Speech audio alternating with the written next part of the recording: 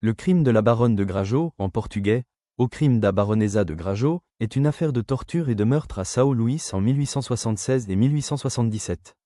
Dans cette affaire, une aristocrate d'une famille esclavagiste, Ana Rosa Lamanière Viana, achète Inocêncio et Jacinto, deux garçons réduits en esclavage, pour les offrir à ses propres fils, étudiants en Europe.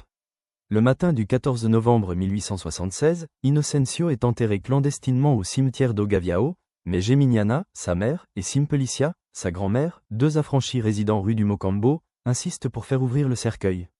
Le cadavre portant des traces de fouet, le procureur Celso de Magalhães, PT, entame des poursuites. Jacinto meurt lui aussi, le 27 octobre 1876 au Solar das Rosas, la résidence de Lamanière Viana dans le centre-ville. Le juge pénal condamne Lamanière Viana pour meurtre à une peine de prison, mais le jury, composé de pairs aristocratiques, l'absout en février 1877. Le recours du procureur échoue.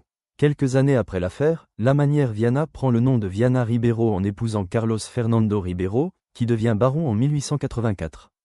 Le scandale de 1876 reste ainsi dans les mémoires comme « Au crime da Baronesa de Grajo ». Au XXe siècle, le sénateur José Sarney, résident à Brasilia, donne les actes du procès, qu'il avait volé du pilon du tribunal de São Luís, à Josué Montello. Celui-ci publie une version romancée de l'affaire intitulée Os Tambor de São Luís en 1985, et confie les actes au Museu Histórico e Artístico do Maranhão. Le Ministério Público do Estado do Maranhão récupère le document en 2009 et en fait publier une édition critique, établie par les historiennes Kelsilene Rose Silva et Surama de Almeida Freitas.